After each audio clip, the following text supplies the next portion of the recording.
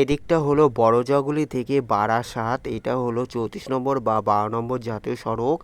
এই দিকটা হলো বিরোহী থেকে চাকদা হয়ে Krishnanagar Siliguri. Welcome to my channel এ সুমান্তা।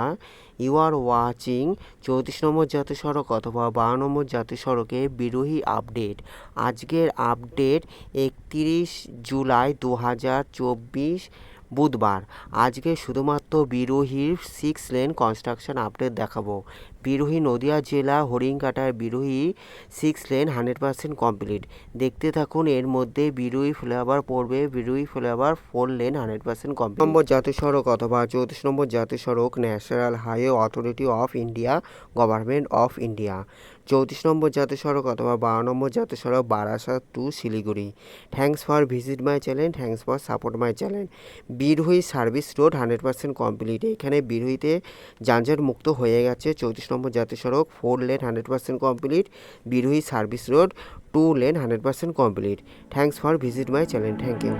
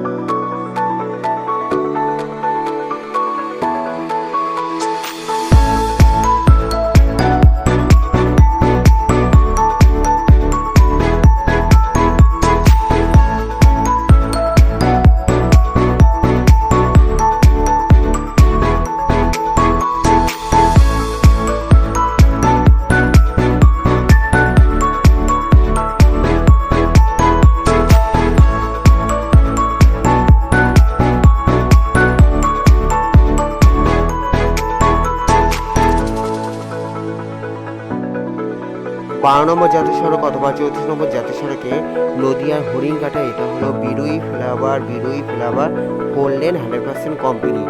নিচে হলো সার্ভিস রোড, একদিকে হলো মদনপুর স্টেশন রোড আর একদিকে হলো চক বিরোহী। দেখতে থাকুন। Thanks for visit my channel, thank you.